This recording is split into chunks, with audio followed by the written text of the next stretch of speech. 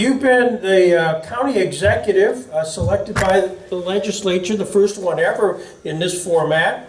And the most important thing I want to ask is, what do you know about Robert H. Jackson and why is he important to Chautauqua County? Jeez, that's it's interesting. It's funny you say that. Much like Robert H. Jackson, the fact that I was the first appointed county executive, it's always been my goal whenever I do something is I want to do the things that no one's done before. I always set that challenge to myself. So, I guess, to be that moniker of the only appointed county executive is unique. Obviously, the next 2 years, I will be running for that seat. It's not that I'm going to take the appointment and leave. So I will be running for the seat this year in the upcoming November election. And that will be for a 1-year term and then coming back the following year for a 4-year term. So you'll see me on the campaign circuit for the next 2 years, and that's something I'm excited about. But getting back to the question, it's interesting because Robert H. Jackson first started practicing law without ever going to law school, which I think is phenomenal nowadays when you look, and it goes back to that experience that as an educator where I've been the last 26 years, you have to go to college, you have to go to college. And it's almost like we're taking for granted life experiences. So now you have somebody that grew up in a very small community in Fentonville, which if you blink, you're going to miss it. And I think if it weren't for the Fentonville Cemetery, people that don't live there would probably forget where it was. But when you look at somebody that comes from such a small area in a small part of New York and what he became and what he evolved as a person to be one of the greatest, trial prosecutors in the world, but secondly, to come back and to realize, I was speaking earlier when I was taking, I have a master's in educational leadership as a principal, and one of the things we had to study was educational law. And Oyez was a site from the Supreme Court, and I read a lot of Judge Jackson's opinions, and also, as it turned out, kind of gravitated toward Antonin Scalia. And coming to find out that two of the most prominent writers from the Supreme Court were Robert H. Jackson and Antonin Scalia. And Antonin Scalia admired Judge Jackson's opinions and even his dissensions because he was always very well spoken and very clear and concise on what he was saying in his message. So when you look at somebody not only as a Supreme Court justice, but probably one of the most respected and one of the most, I don't want to say well-known because there's other names that come to mind when you think of a Supreme Court justice, but to be one of the most prominent Supreme Court justices in our country's history, I think is incredible. And to know he came right here from Chautauqua County. And, it was always fitting. I was really excited, and I guess I'll give this opinion. I didn't ever know that the picture of him entering Jamestown was really the right place for that statue. And right now, obviously in front of the center that bears his name, I think is so fitting because it's in Jamestown. He's like now part of the city, almost closer to his birth home of Frewsburg and Fentonville, but it's right there around that center that is so prominent when it comes to law and equality and justice, social justice throughout the world. So I'm excited to say I'm from here. I spoke to Kristen earlier when we were at the Holocaust Museum. Several people came by and like, what are these kids doing here? We want to listen. I'm like, well, Judge Jackson is from our area, and all of a sudden they perked up and like, oh, because it was really uncommon for kids to be that involved in that portion of the Holocaust Museum. But it was about his prosecution and how he spoke at the Nuremberg war trial. So it started resonated that people, even then I could see the look, oh, we didn't know that. Well, where's he from? And it was kind of, I'm kind of like a Cliff Clavin sometimes. Well, he's from this small, I kind of gave my little spiel of what I know of Robert H. Jackson. So it's really big. But it's somebody I've admired to see what somebody can do coming from this area. That was not a set-up question, by the way, but fabulous answer. Fantastic. By the way, it's the 75th anniversary of the Nuremberg trial forthcoming, and that statue, by the way, came with a great deal of assistance through the Chautauqua County Department of Public Works and the legislature, everything you guys did. So take a bow for making that a reality. Kingston, Pennsylvania, where is it and why does it matter? Well, I'll give a plug. Actually, it's the birthplace of Katie Finch from the Audubon Society. No, actually, that's where I was born. It's just outside of Wilkes-Barre, Pennsylvania, but in my travels, and of course, me being who I am, Katie works at the Audubon, and she was at our school, and we got to talking, and I said, well, somebody told me you're from, Northeast PA, so we dwindled it down. We both were born at the same hospital, Nesbitt Hospital in Kingston. So that's where I was born. Lived there for about a year or two, and then my parents relocated to Hagerstown, Maryland, and we were there for about 2 to 4 years. I was too little to remember. And in 1977, just after the blizzard of 77, not just, but the following fall, we moved to Chautauqua County, lived on Metcalf Avenue, not about a block away from the Lloyd family. As we come to find out, I went to school with their children. And we were there for about 10, my first 10 years I was here. Ironically, or unfortunately, we moved here the second day we were here, Evans Skateland burned down. So, we just bought a scanner, and this thing was blowing up all night, and then I look outside and saw the big black smoke, and my dad's like, well, people don't think it was us that brought this, bad mojo to Chautauqua County or Sullivan at the time. But yeah, I was born in Kingston. My family still, my mom's family still hails there. They've been there. My great-grandparents came here from the Ukraine.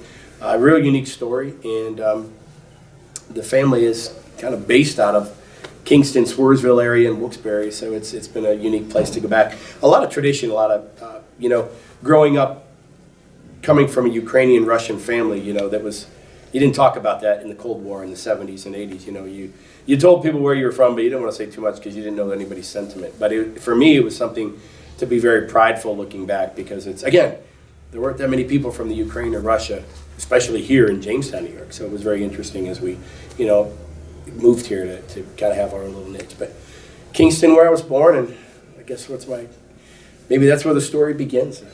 Well, yeah, it does. And but what you were talking about your grandparents and what a unique story that is. Why don't you follow up on that? So my great grandmother came from a wealthy family in the Ukraine, and back then the borders changed all the time. So when they came here, they were actually from Austria. We're not sure why, but as we trace genealogy back. But my great-grandmother's last name was Lazar, and they were wealthy. There was really no record of anybody ever working. It was just a family of wealth.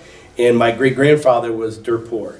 And it was right around the time, just before the Russian Revolution. So the sentiment in the Soviet, then Russia and the neighboring countries were, the aristocrats or the wealthy were the enemy, and the working poor were the people who really needed the prominence. So my great-grandfather was holding a horse.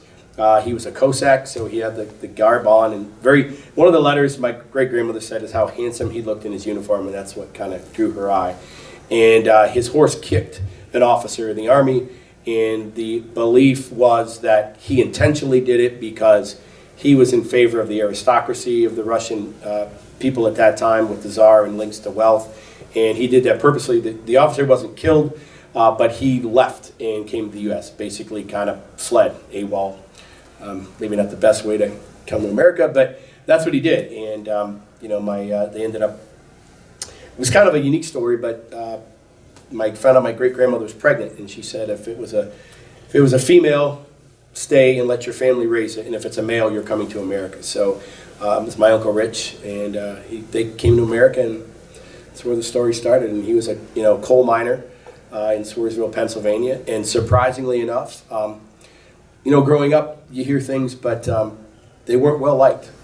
There were a lot of the Eastern Europeans were not a very highly thought of group, and believe it or not, there's we found this after their passing of the KKK burning crosses out behind the house, and it was reverent of the philosophy of the American citizens that were here to the Eastern Europeans that were coming in. So when you look at different stereotypes, it was ironic when you say that to people that there was a, blonde-haired, blue-eyed, family was having crosses burned by the KKK, but it was just, it wasn't anything to do with skin color. It was just the race, that we were taking jobs away from the people. The problem was those jobs weren't what anybody wanted. A lot of the people that came to Wilkes-Barre, Scranton area were of Eastern European, Polish, Russian, Ukrainian descent, and they were doing whatever they could to make ends meet and work. And it just wasn't seen as a positive light. So it was unique, and as we grew older, it's funny that those were things that were kind of buried into the family history that never really got talked about. And unfortunately, after 13 children passed away, one by one, stories started coming out as to, what the family had gone through when they came here. But very traditional. Yeah, I remember going upstairs and no one was allowed in the parlor, the living room, and the kitchen was downstairs, and that's how my grandmother grew up. Upstairs was the formal living area, and downstairs was where everything took place. So she had her TV and a rocking chair, and she loved WWE, or WWF, professional wrestling, whatever it was. So it's kind of funny. That's where my next part of my life went to, amateur wrestling. But it was unique. And looking back, you take for granted, not having that time to sit down and kind of pick the brain of that generation, my grandfather's generation, to find out really what the stories were. But surprisingly, I think we all realized that those stories were tragic enough they didn't want to talk about it. So it just kind of got buried away, and it wasn't until we saw pictures and things that were buried in attics and in different closets that all these things kind of came in. So it's been a unique story, and most of it's come up. Do you commemorate any unique Ukrainian traditions, Christmas-wise? Is there a certain Russian eggs or anything like that? You know what, we do. My grandfather was able to do the Russian eggs, and he had the patience of a saint. I did not have the patience to do what he did. But he would do the ornate eggs, not as ornate as you see them. You can purchase them that are painted and lacquered. But he did it with wax and a stylus, it was called, and he would always spend hours and hours doing the eggs. But the other thing that's interesting is St. Nicholas Day. So the tradition was between the 6th and the 7th, I forget, I always mess it up. But you would leave your shoes out, and St. Nicholas would come by and put little treats in your shoes. So that was always something that, we always look forward to, because we get a, matchbox car or a cap gun or something small. But that was something significant that nobody else, and as we grew up, nobody else around here ever did it. And I'm 49, and my mom still puts, socks in my shoes, or Swedish fish is my downfall, so she'll put Swedish fish. So it's really neat. And my daughter is in Czechoslovakia now, and it's something that they did over there. So it was really unique for her, as my grandmother's side was Czechoslovakia. So, that Eastern European tradition still had true. So she was excited that it's something that she did all her life, and now she's in kind of the homeland, and she was able to experience it. So it was neat. But we hold true to some of the traditions, especially food. And there's an argument in my house. My wife is Polish, and they make pierogies, and my mom is Ukrainian, they make pierogi, and they don't make them the same way. So every year it's kind of mitigating an argument as to which way you make it. But it's fun. I mean, it's good. But those are the traditions that, we continue, and, my kids are picking up on it and, continue. Because let's face it, Eastern European, it's a culture that really, there's very little known about. And unfortunately, I think it's kind of getting that way again, with different things that are happening in whether it's Russia and the Ukraine and different, countries that are evolving and so forth. So it's kind of got that mystique, and to keep it alive is pretty fun. So any of your family know Hunter Biden? I want to know. No, nobody over there. Yeah, we want to go back. Just kidding. I don't think we'd admit it either. So, curious, because you're a history guy. I mean, you studied history. It sounds like you've done some genealogy. How do they feel about the revisit of the 75th anniversary of World War II? Things that happened in Poland, things that happened Czechoslovakia, Ukrainian, all the Balkan states, all that stuff. Do they talk about this? Is there any sense of that? I haven't heard. I will say this: in my travels, people are still amazed and intrigued by the U.S. Even though we've been a world power for the last 75 years, as it emerged during and after World War II, people don't know a lot about the United States and what happened. So as I travel abroad, they're always asking questions. So I haven't heard anything from my daughter, as to their thoughts, but I think it's world history. I mean, that whole thing was so devastating, realistically. When we think about it, we thought about how many great things happened after World War II, but if you go to the World War II monument and you see 440 stars on that monument, each one of them signifies 1,000 people that lost their lives. When you win a war, you don't think of losing 440,000 people.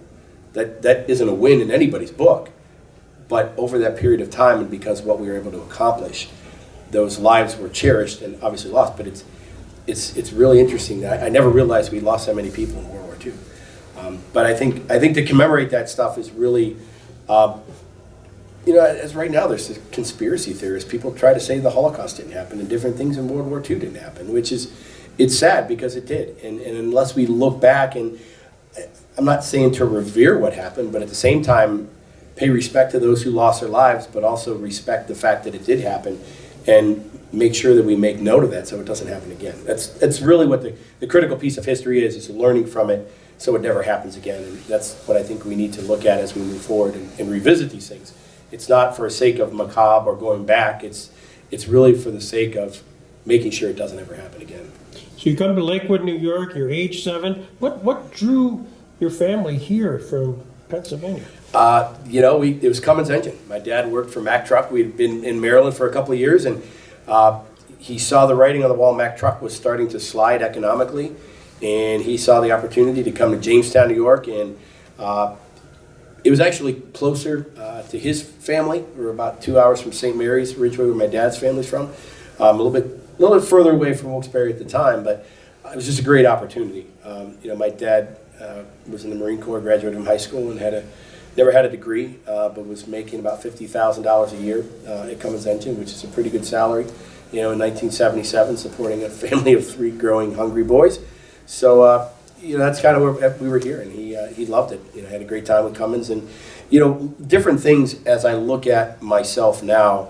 We're looking at the Chautauqua County Airport and how do we, bring that back to life and how do we get that vibrant. I remembered going down there and watching my dad walk out the door and waving by in the Allegheny Commuter Airlines as he went to Pittsburgh and then on to Columbus, Indiana through Cummins. So it was always interesting. And then for a couple of years he was with the Jamestown Labor Management Committee, and then it was watching him get on a plane and go down to Washington. So Cummins Engine brought us here, so I've always had that unique link to Cummins.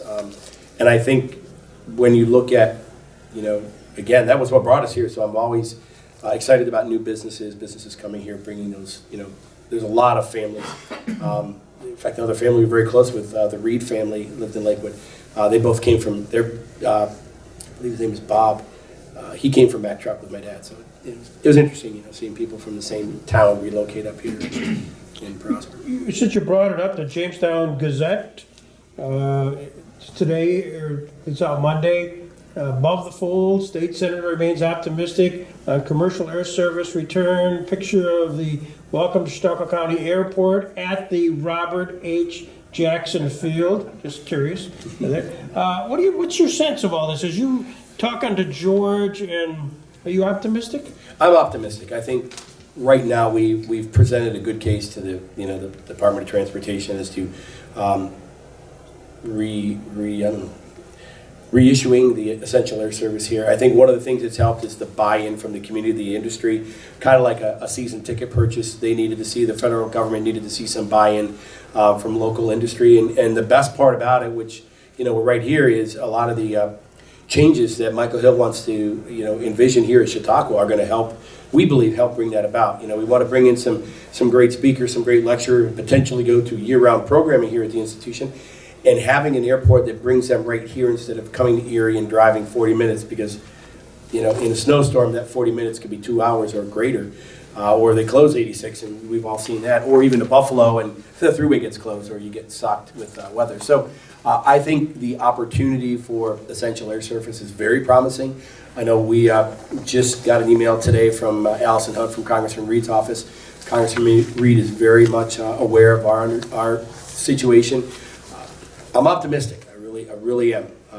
It'll be personally be devastating, if we don't get it. But if we don't, I've got a strategic plan. I'm working with Mark Ice on a strategic plan for the airport that I think we're gonna push through. I think we're gonna look at it, and really get that airport up and running. The essential air service, critical. So I'm very optimistic. There's a lot of parts. The positive, we have boutique airlines is interested in coming, but Centric, the new FBR, fixed base operations, is already linked up with boutique out in Colorado. So I think that's going to be a good fit as we try to get this going and get some momentum. You mentioned Centric, the fixed base operator. Is that in place? Yes, they just started this week. So they're going to take over in Dunkirk, I believe, Thursday. So we're excited. They've already reached out. That was a little. We just found out today that unfortunately, Stat Medevac got hung up in somewhere local, and they had to borrow some glycol, de-icing fluid. So it's the first time Centric was able to come in and render assistance. So I think it's great. They're here a couple of days, and already they're making an impact of helping out, showing their willingness to work with the community, and they were able to get the helicopter back up and operational. So I think that's a great thing. When the first couple of days they're already asked, and boom, whatever you need, we're here to give you. So I think that was just a great sign. In 2016, Lakewood resident P.J. Wendel made history when he became the first American to ever medal in the European Championships of Celtic Wrestling. You're a serious wrestler. Yeah. Still. Still. Was there an aha moment? We'll get into the whole story here, but was there an aha moment at age 7, 8, 9 where all of a sudden, is that southwestern area that you said, this is for me? I'll never forget. I can tell you exactly where I was, sitting next to a metal filing cabinet, being a nosy little kid is really what it was. And I said, "What's that paper for?" Mr. Noonan at the time was our phys ed teacher. He goes, "It's wrestling." It says, "Well, 8 and under. How far under 8 can you be?" I don't know. I said, "Okay, well, that's news for me." That's where it started. I mean, it was really being nosy. When I came home to my mom and dad, I said, and we had 3 brothers, 2 other brothers. I mean, realistically, what a better thing to do. My brother was a year behind me. Irish twins were a year and 17 days apart. So I was like, I got my great wrestling partner, which I don't know, really paid off at the end. But it was just not that opportunity, and I thought, let's give it a try. And I'm one of these people that I don't give up on something. And it was just year after year after year. And I was fortunate enough that I was heavier. I didn't have a lot of competition. When I would go to a tournament, there'd be like 6 or 8 kids. My brother was a middleweight. He'd have like 15 to 16 kids in the weight class. So, I had success growing up and was successful all the way through. So that's what kept me going. And I don't know if I would have stuck with it necessarily if I didn't have that success, but I can't say enough about that sport and the people I've met, and Walt Thurno being, I don't really have any words to describe, what his impact was on my life. And, but yeah, just that, once year and year after it kept happening, I'm like, this is it, this is me. And, it's kind of that. I don't know if there's any one time it was that aha moment, but it's just one of these things that once I stop something, I don't like stopping, and I just, year after year, and it was fun. It really was. And you went to, after Southwestern, then you went to Brockport? Yep. Yeah, I remember going through, and I said, I wanted to have a football and a wrestling scholarship offer, at that time, or even do it in college. So I wanted to go south and play football. I ended up north in wrestling, so not really exactly what I intended. But looking back again, that was kind of an aha moment, or like I can't believe I did that moment. To this day, Ed Michaels, the head coach at UB then, Don Murray would call me, the coach at Brockport. Ed Michaels would call me, say, hey, both of them wanted me to come to Brockport. But the problem was Ed Michaels didn't call me. His assistant, Bill Falcone, did. So Brockport accepted me, and I'll admit this, on a special talent program. My grade was a 73.3 in high school, which I did not apply myself. I'll be the first to admit it. But I got in because of my athletic ability. And I called UB and said, can I speak to Coach Michaels? And he gets on the phone, and he said, who am I talking to? I said, P.J. Wendel. Who? I told him again. He goes, let me find out who you are. Click, I hung up the phone. I said, I'm going to Brockport. And and to this day, Ed Michaels, I'm on a Hall of Fame committee with him. He still laughs. He goes, I remember that story. You only got to hang up on me. I bet there was others, but you'd like to be nice when I'm in your presence. But, that's kind of the aha moment. So I went to Brockport, and that first year, I'm driving around Olympic champions, world champions, Olympic coaches. It's just phenomenal. And that just kind of steamrolled into my, my success and some of the people I competed against and the positions I was put in that really have kind of molded me into where I am today. You are, in fact, in the Brockport Athletic Hall of Fame, having been inducted just last year. Mm-hmm. Congratulations. Thank you. Through that whole process, that really is such a dedicated sport. What's the skill set that you can walk away from being really an NCAA champion wrestler, still going at it today? I mean, you still have to get up and work out. I mean, you're serious about this. Yeah, It's like anything else, once I've started something, it's hard to stop doing it. It's one of those things that I tell myself if I walk away, I'm failing. And, probably I'm my toughest critic, I will tell you that right now. And when I stop doing something, it's like, oh, I could still be doing it. So, with wrestling, it just gave me that drive to never walk away from it. And I guess if anything, what I gained from that sport and what I've accomplished is really it's kind of a way to give back. This sport got me to where I'm at. To this day, it still does. So it's something that I can't ever give up on. I mean, it's something that forged me, brought me to who created who I am. So it's something I just can't. I'm going to move on. I'm a loyal person, and that sport's been so good to me, and the people I've known and the things I've accomplished, and it's something I feel now it's my role and my duty now to, do the best that I can, kind of giving back to that sport and the people that supported me and got me. So Just out of curiosity, what's Celtic Wrestling?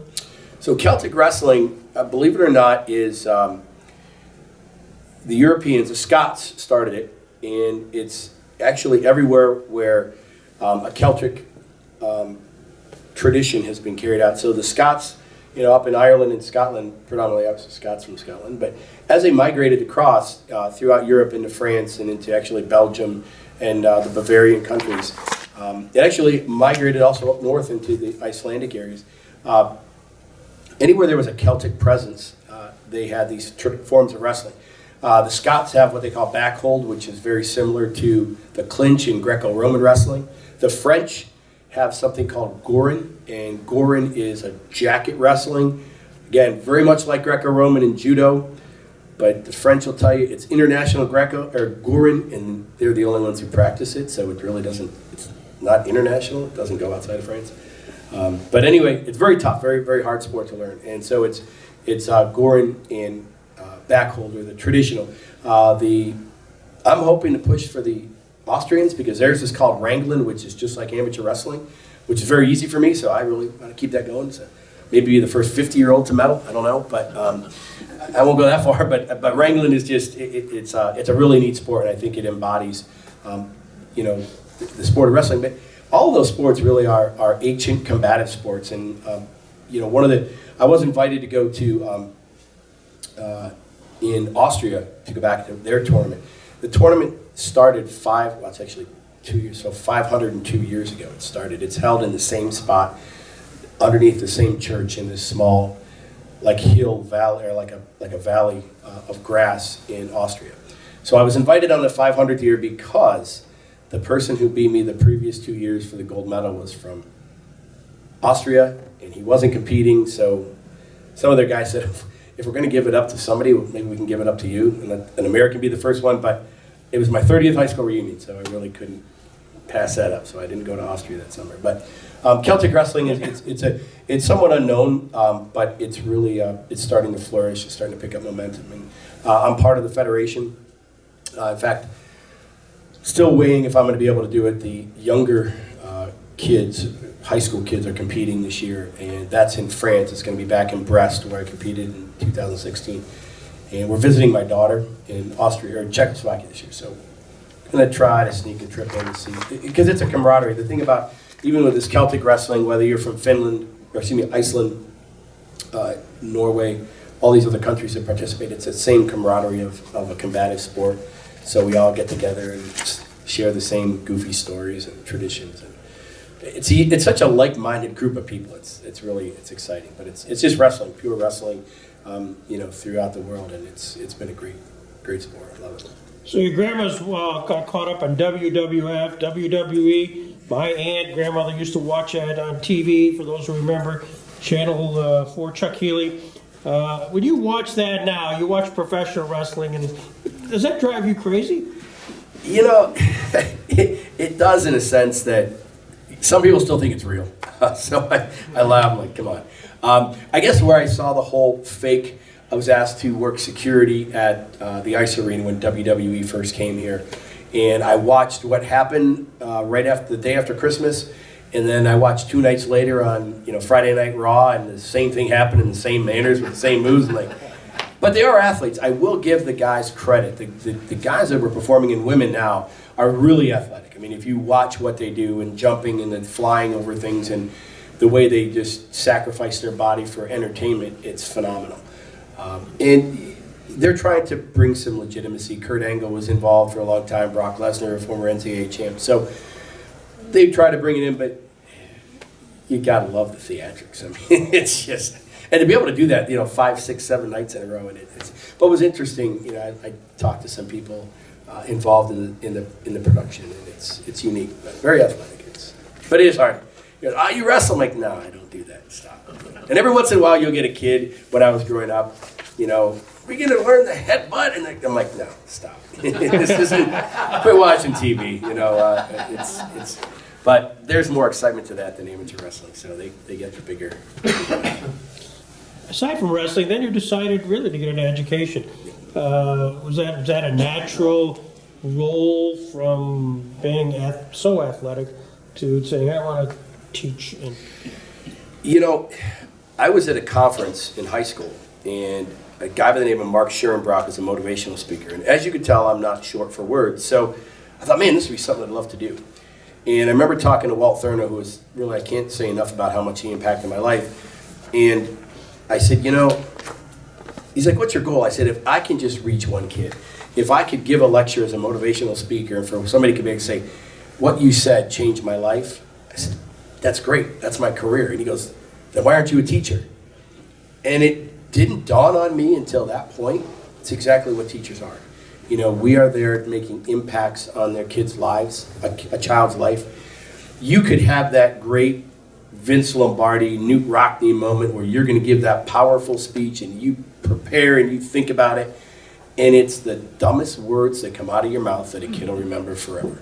And that's what I've had, and as my athletes have come back. But the word coach to me is somewhat reverent, and it's not, it kind of transcends a lot of things, but we think about a coach, and whether it's a life coach or a spiritual coach, the word coach is in a variety of things. But when you get that kind of title, to me it's like becoming, I don't know, like a priest or I don't say like the Dalai Lama, but it's just that spiritual. They see more to you as a person. It's an embodiment of what you bring to them. And it's interesting to see kids and be invited to weddings and share in the birth of their children and laugh about, I can't believe I said that. You sure I said that to you? Never negative, but it's like, you're like, yeah, you don't remember? I'm like, I didn't think it was that impactful. But I think when you look back, and teaching and coaching just seemed to be a natural for me. I've always loved being around kids. And I think that was just a way of just, again, taking what I know and sharing that, again, whether it's a sport of wrestling, whether it's through, travels or anything I've done, it's just sharing what I've had and what people have given me and giving that back. And I think that's the best part about teaching and coaching, is I'm carrying on a tradition of spreading knowledge and wealth of excitement. You came back to Chautauqua County after Brockport, substituted at Southwestern, Jamestown, Faulkner, and you began coaching as assistant for the wrestling team, and ultimately found your way in 2000 to Faulkner Central School for 19 plus years. Yeah, big trader I was called for the first couple of years. And it's funny because when I left, because I'd grown up at Southwestern, my whole career had been there. And opportunities were there, and they never presented themselves. I never got hired. So when Faulkner had the opportunity, I took it. Yeah, never realizing I'd be there 19 years. But like anything else, that goes back to kind of my persona. I just don't walk away from things, which may be contradictory to what I've done in December of this year. But realistically, I'm a very loyalist person, and I loved what I was doing there at Faulkner. At the time, Southwestern was very dominant in football. They kind of had our number. So again, I wanted to be that team that beat Southwestern, and in wrestling, that's where it was. Southwestern was a very dominant team when I first came over to Faulkner. So always the opportunity. Of course, I think it's a form of respect to step on the mat against your former coach, and I mean to be able to beat him it's a good feeling, because that you've kind of reached the pinnacle. While Mr. Thurno was a great coach and well accomplished, and if your team is able to beat his, then it shows you're doing something right. So yeah, that was, at Falconer for 19 years, and it was just, one of those things that not too many years after I was there, I was given the varsity letter.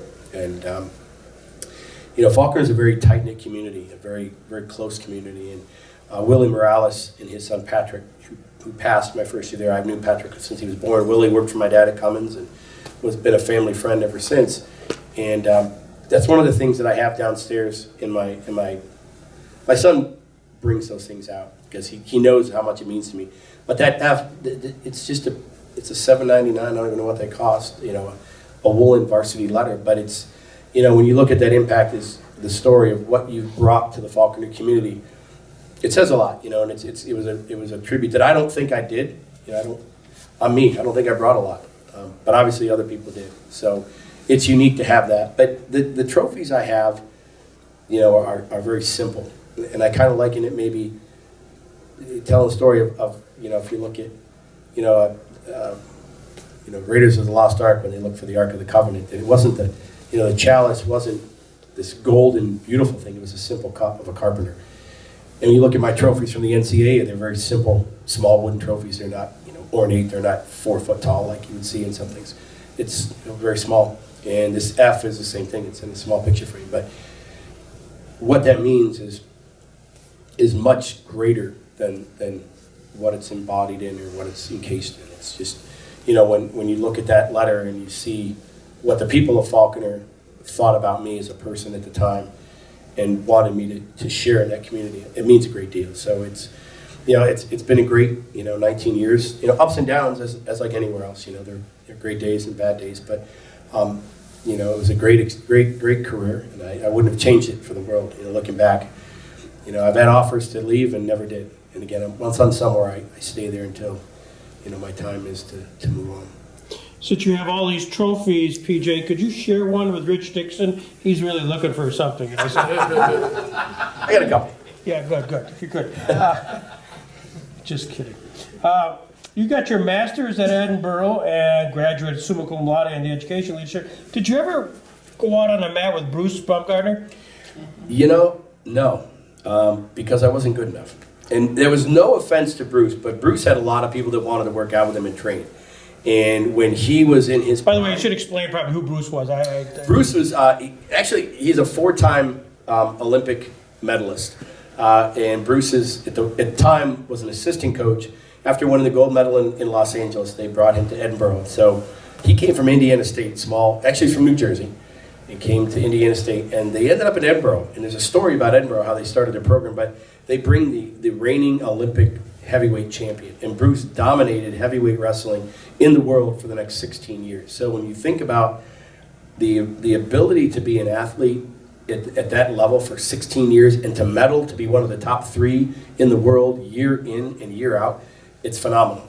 But I was only 220 pounds, Bruce was 280, so I never was big enough to compete against him. I could grab onto his leg, I'd look like a chihuahua grabbing like on the Bruce now. So I tried, but with all respect, and surprisingly enough in that sport, you respect that. It wasn't a slam against me, but it was just, at 5'10", I wasn't big enough. I wasn't, didn't have the strength. And even surprisingly, Kurt Angle would go to there to wrestle, but Kurt didn't wrestle Bruce all that much. Even as a 220-pounder, Bruce was much bigger, and Kurt was faster, and it helped Bruce, but Bruce would always bring in guys that are taller and bigger and weighed more, just because that's how he had to wrestle. There weren't too many stocky, squatty heavyweights in the world at the time. So, but I would always step up if he ever wanted to. I would have, even if you took a shot at him, that's what I look at in my career is, to step on the mat with some of the best in the world. I think that's an honor no matter how bad he beat me, but I guess it would have been good.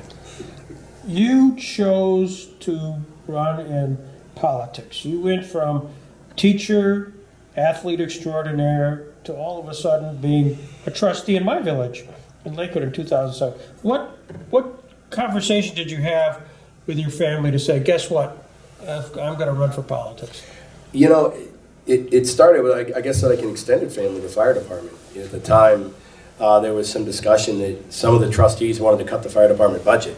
And the fire department said, we need somebody to run. We need somebody to run. So, like I said earlier, if nobody, why not me? So I reached out to Tony Caprino and said I wanted to run. He's like, really?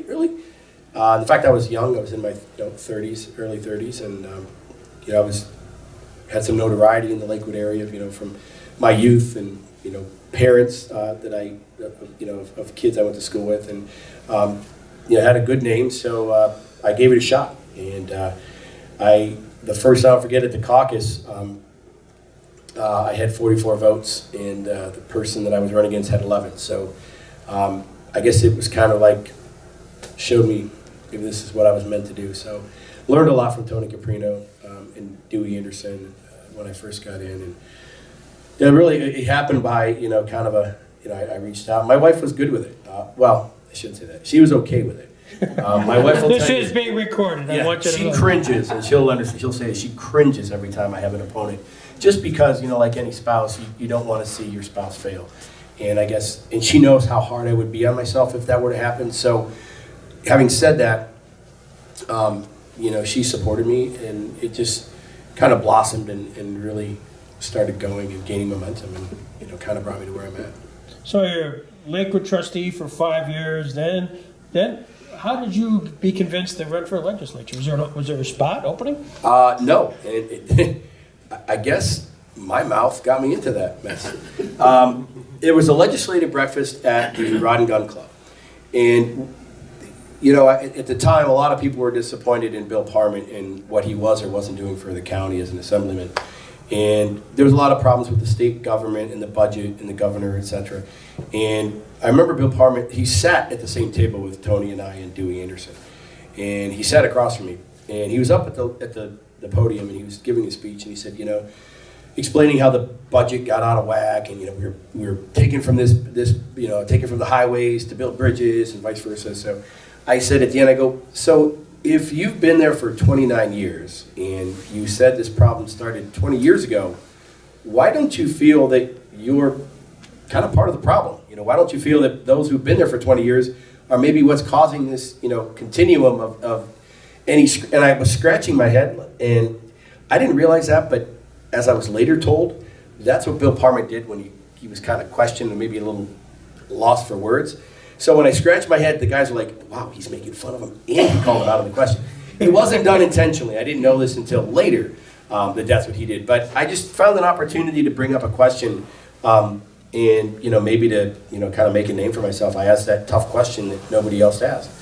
And I left there, and a day or two later, then County Executive Greg Edwards called and said, did you ever think about running for assembly?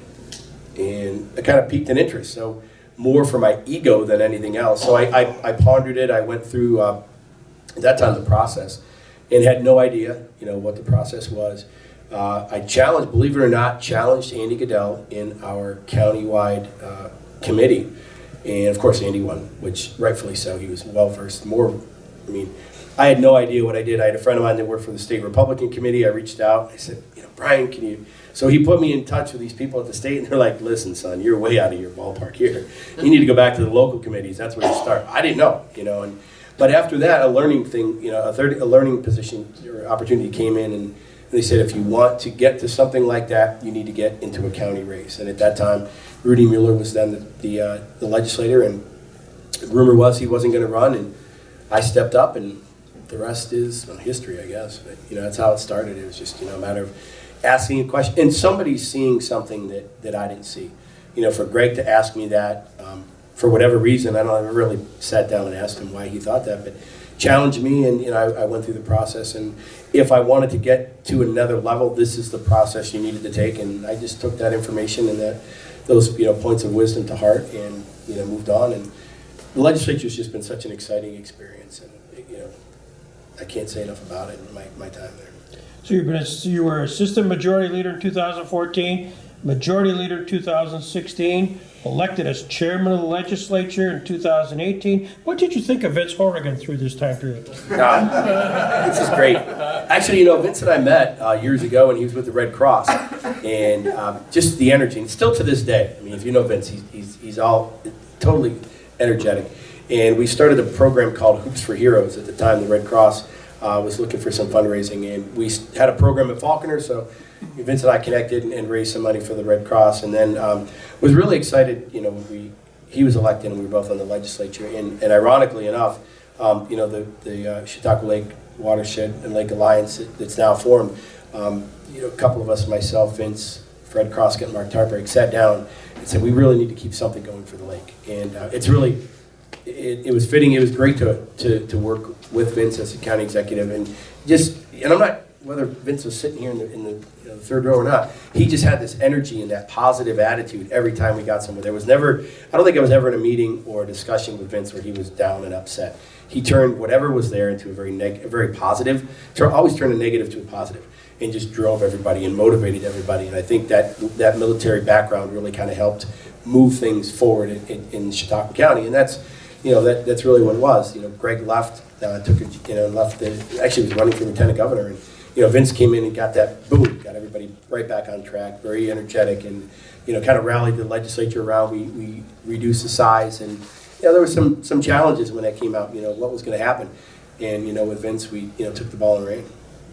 So you mentioned the lake.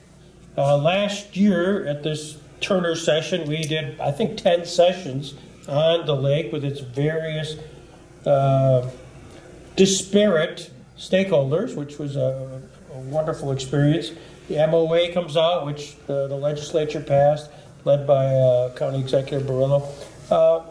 What's the state of the lake now? You're sitting there in the catbird seat, 2020, the MOA is still in existence. What's your sense of it all? I'll tell you what, it's what I like to see, and I'm coining it, I've been doing it several times, is the unity of effort. You know, when that first came out, I remember the first meetings we had, one of the foundation representatives said, we still don't know who the people are to give the money to. And now, years later, the foundations all supported us generously to the tune of over $600,000. So we're doing something right. And the foundations to support the efforts in the lake are huge.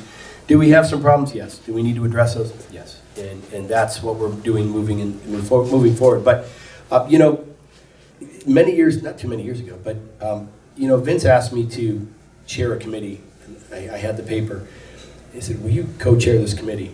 Yes, I thought. And then sometimes I thought, what did I do? But having said that, it was a very divisive group. And I brought that group and said, listen, we need dialogue. And the first 2 or 3 meetings were just talking.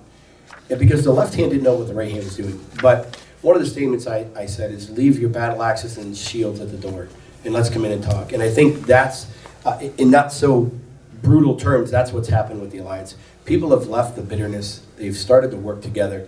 We're still working. It's not easy because the lake is so passionate. There's so much passion involved in Chautauqua Lake. It's an ecosystem. It's a biological life. It's everything economically we have here in the county. So there's a lot of passion involved with it, but it's that unity of effort.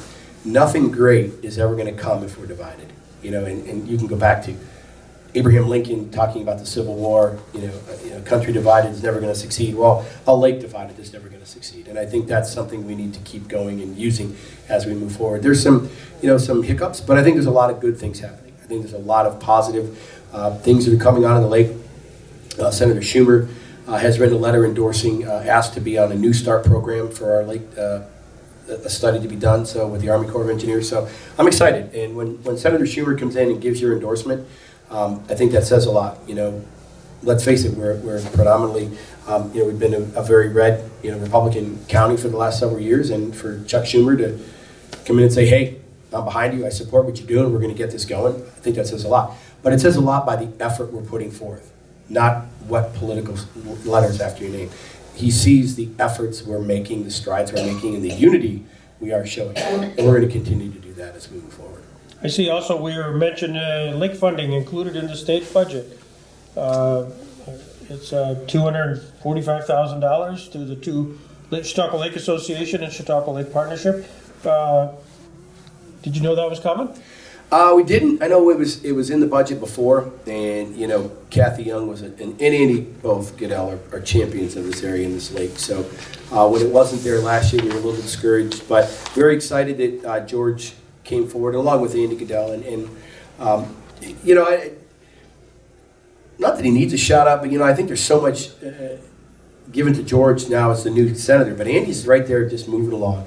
trucking along, chugging along, making sure that his points are made on the floor of the assembly, and still working very hard for the people of Chautauqua County. So, these efforts of somebody like Andy and a stalwart on the floor of the assembly and his ability to persuade people and to debate and to get things done. So to have both of them working to restore money to Chautauqua Lake is huge. It was always believed that only Kathy could do it, but to see Andy and George working on this, that's awesome. And I think it's going to restore the faith in the efforts we have in Chautauqua Lake. You're an EMT, so that's good, because this in case I get overly excited at some point, pass out, you're there for me, right? I'm there. Okay, this is fantastic. So added value for being county executive. Speaking of being county executive, you got your position through a unique process. So George decides to run, George wins, George is certified. How did the legislation work to kind of make this decision?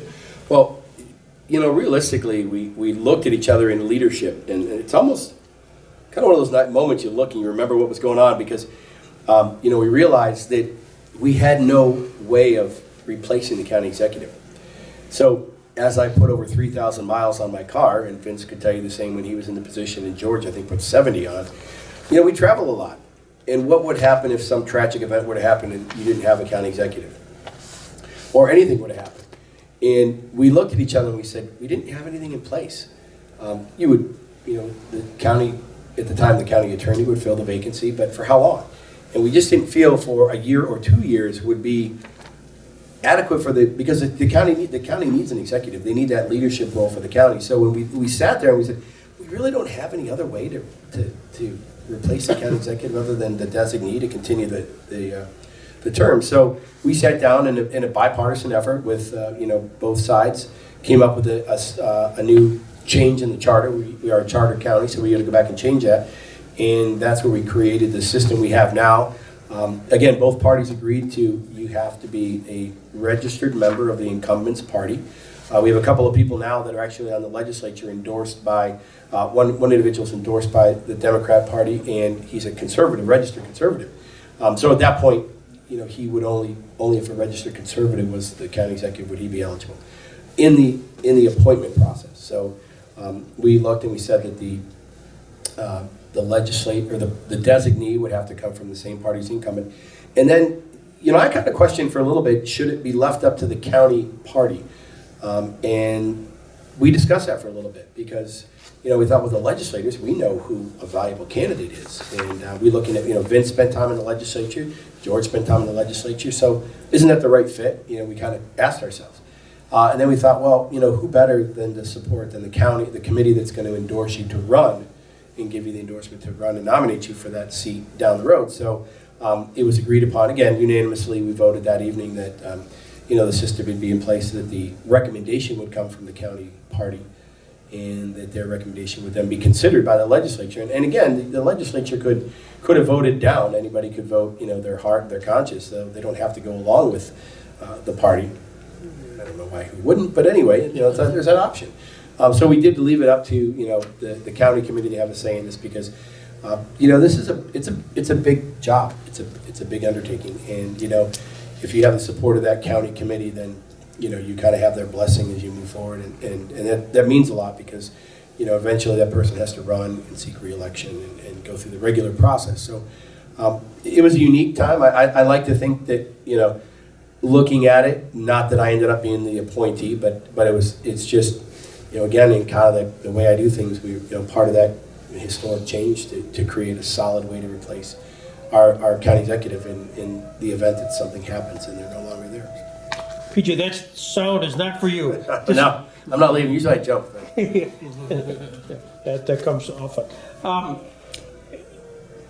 You're going to run? Yes. Okay. Yep. So what I tell people, when I first was nominated, or actually first appointed, I said I commit to you 5 years, and people are like, well, because again, like I said early on, I have to run this year in the general election. It's for 1 year. It's for the remainder of George's term of county executive of a 4-year term. Then I come back in 2021 and run again for a 4-year term starting in 2022. So that's the commitment I've given everybody, at least 5 years. Looking back, I said it a little bit earlier today in one of our employee recognitions, No county executive has been there 3 terms. The longest, I'm not sure, longest tenure, but I think it's been less than 8 years. So, if I were to continue this year, another year, and 2 terms, I'd be the longest acting county executive. So, again, in the back of my mind, why not have a chance to do something no one else has done before?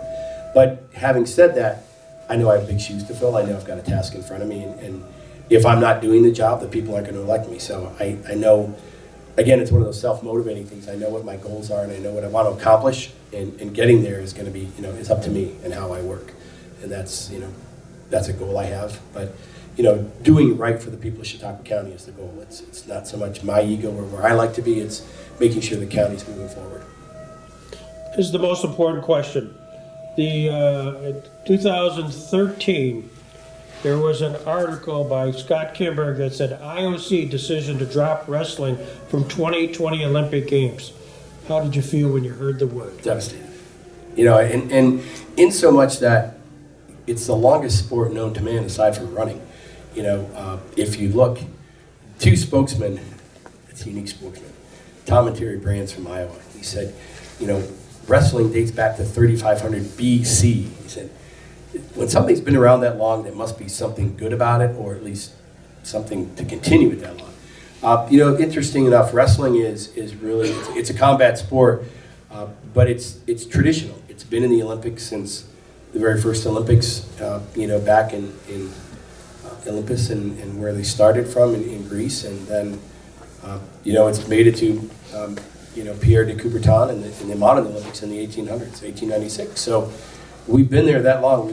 We stood the test of time. The problem is, it's a boring sport. If you watch an international wrestling match, it's 2-3 minute periods. Unless you don't understand, you see 2 guys there moving around and pushing and pulling and up and down and moving. And try to do something, and it's really unknown for people.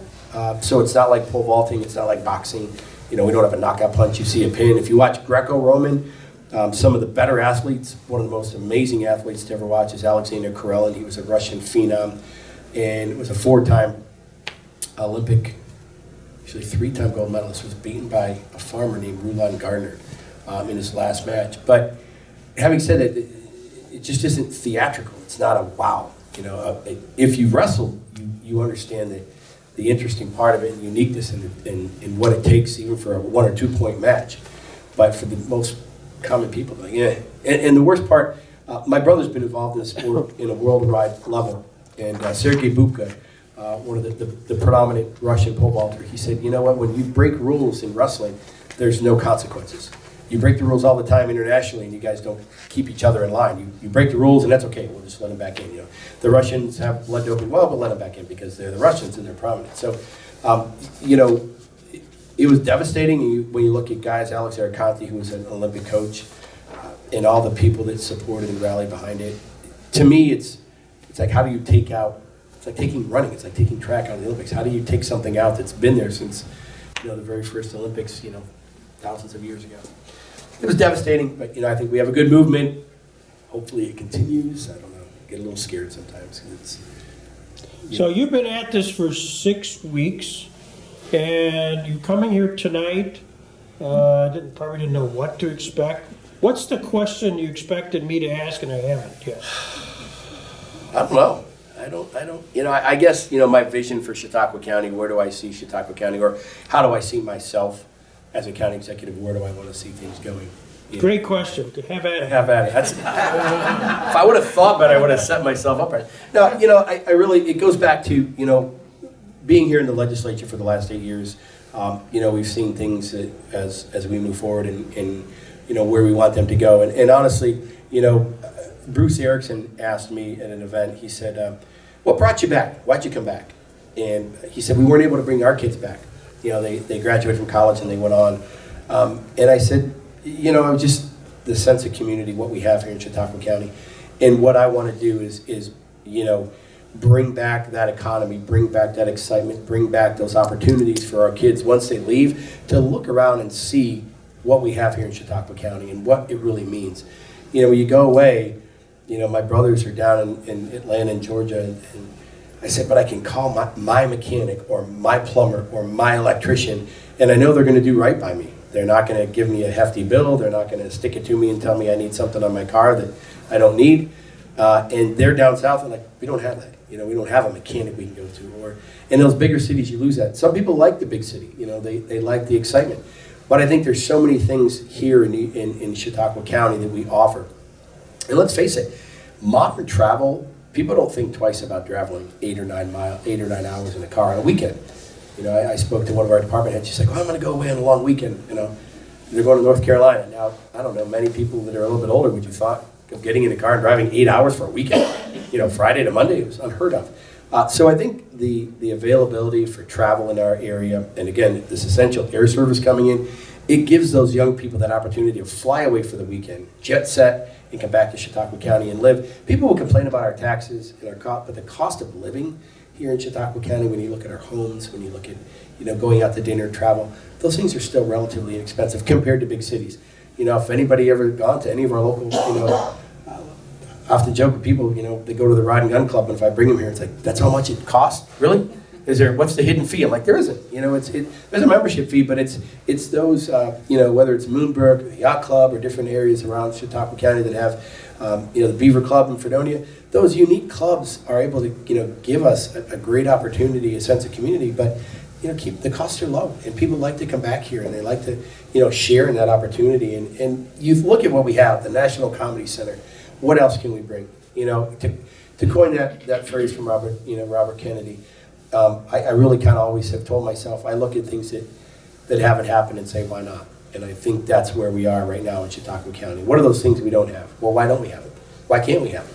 You know, why not? Like we've all said, the Comedy Center. I mean, people probably looked and said, are you kidding me? Jamestown, New York? Okay, Lucille Ball will give you that, but you're in the middle of nowhere, relative. You're not in New York City. You're not in Chicago. You're not in LA. You're not one of those big places where comedic actors thrive and flourish.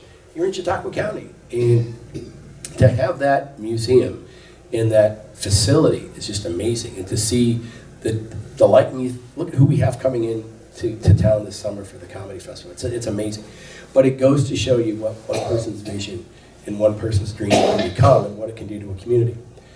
If you ever take the Saints and Sinners tour of Lakeview Cemetery, two things really stood out in my mind. B.F. Goodrich is buried there and George Eastman. Both huge industrialists. B.F. Goodrich in the tire factory. Started in Jamestown, nah, we don't want you. George Eastman, yeah, you started your company. We really don't want that either. And I'm not blaming anybody, but I don't ever, as a county executive, want to miss an opportunity to pass something up like that. You know, people don't remember, or maybe forget, you know, not too long ago, Saturn wanted to build a car manufacturer in the north part of the county, I believe, Westfield, Brockton area. And I think this is where it's kind of hit me as I thought about this position where I'm at now. I heard it. I'm like, man, why wouldn't we want? You know, I was a product of Cummins Engine. Why wouldn't we want another big company to here? What do we have to do to get them here? It was a pilot. What do we have to do with taxes, etc. And all of a sudden, 10 years later, they showed, look at what we're doing in so-and-so, Ohio. We're painting picket fences, and we build new houses and homes. I'm thinking, I don't ever want to miss that opportunity. You know, and I think any county executive that's here doesn't want to miss that opportunity. But having said that, you don't want to miss the big picture, the big opportunity, but the little ones are going to be here too. You know, somebody said, do you want, you know, I call it micro and macroeconomic development. Macroeconomic, you want to bring into Phoenix in? Yeah, we want to bring a company that's got 400 to 500, 600 jobs. Who doesn't? But we can't pass up 5 businesses that want to bring 100 jobs here either. That's what's going to sustain, because if you look at the law of average, 1 or 2 fail, you still have 3 businesses, 300 people employed in Chautauqua County. That's really what we need to look at. And the next part of that is my economic plan, is looking at how do we invest in our existing businesses? How do we exist in existing economic development? How do we help companies get bigger if they want to get bigger? How do we help them right size if they purchased a building and it's too big? They've you know, gotten more technology. They've made their business you know, more ergonomically friendly for their employees. So now they don't need a big warehouse. They need something smaller. You know, our IDA and Mark and Rich and those guys are great at bringing those tools to the table. We got a great toolbox, you know, in our economic development, industrial, you know, planning department with Don McCord. So I'm excited, but, you know, I don't want to be, I guess I don't want to go down as that county executive that had an opportunity and let it pass by. And I think that's, you know, realistically, anybody and anything you do, and you're all sitting here, it's your legacy, what you leave behind. You know, and I don't want everybody to look and say, oh, the years we had that Wendel guy, look at what happened. You know, I think that's something that weighs heavy, but each one of us that's been in that seat that's always something. How you're remembered, and I think that's going to be. That's me. I want to be remembered as somebody that was able to do the things we couldn't do and to be the first as we move forward. What that opportunity is, don't know, but definitely not going to let it slide by. Ladies and gentlemen, PJ Wendel.